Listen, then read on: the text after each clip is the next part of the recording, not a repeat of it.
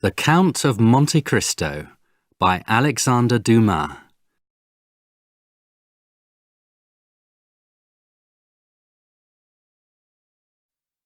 Chapter 10. The Death of Faria. The days passed. Faria talked about his treasure, and he thought about ways of escape for his young friend. "I am afraid that I will lose the letter," he said to Dantes. "Learn it, every word."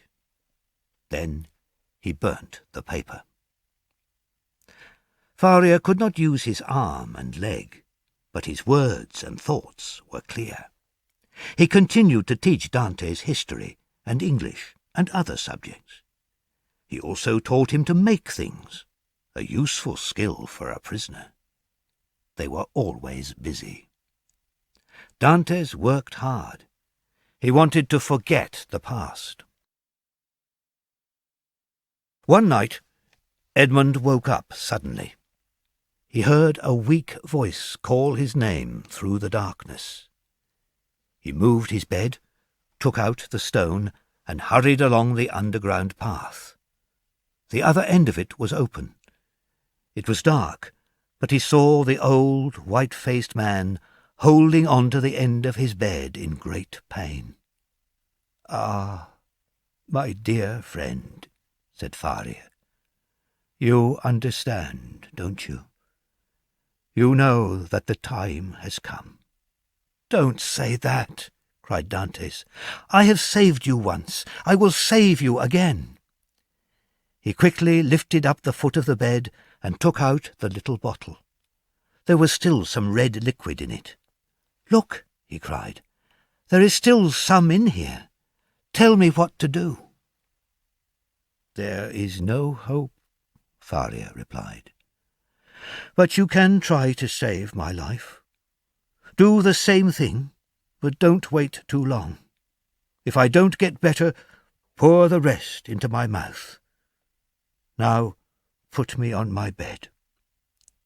Edmund took the old man in his arms and put him on the bed. "Dear friend," said Faria, "you are good to me. You bring me great happiness. If you escape, go to Monte Cristo. Take the treasure and enjoy it. God go with you." Dantes waited, holding the bottle of liquid in his hand. When it seemed to be the right time, he poured a little of the liquid into Faria's mouth. Then he waited. He waited for 10 minutes. Half an hour.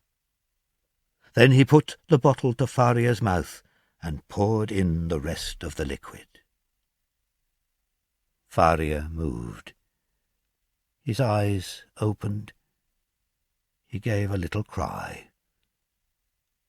Then silence. Edmund sat with his hand on his friend's heart. The heart became weaker and weaker, and then the old man's body slowly went cold. Dantes went down into the underground path and put back the stones behind him. He was lucky. A few minutes later the guard arrived. He went first to Dantes' room. Then he went on to Faria's room with his breakfast and some clothes. "What is happening in my friend's room?" Dantes thought. "I must know." He went down the underground path and heard the guards' cries. Other guards came. "Finally," one of them said, "the old man has gone to look for his treasure.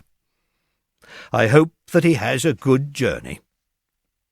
And now we can prepare him for his grave," another man said. "Put him in a simple bag of plain cloth. That is enough for a grave at the Chateau d'If." Then there was silence. "Perhaps they have gone away," Edmund thought. "But I am not sure, so I can't go inside." After an hour he heard a noise. It was the governor, and there was someone with him.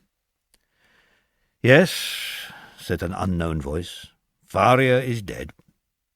"I am sure that he is," the governor said, "but by the rules of the prison we must check." Dantes heard more footsteps. People went in and out of the room. Then he heard someone pull a large piece of cloth along the floor. There was another sound from the bed when somebody put a heavy weight on it. "In the evening," said the governor, "at about 10 or 11. "Shall we stay with the body?" "No, that isn't necessary. Lock the door." The steps went away, and the voices disappeared. Someone locked the door. Then there was silence, the deepest of all silences, the silence of death. Dantes lifted the stone. He looked carefully round the room. There was nobody there. He went in.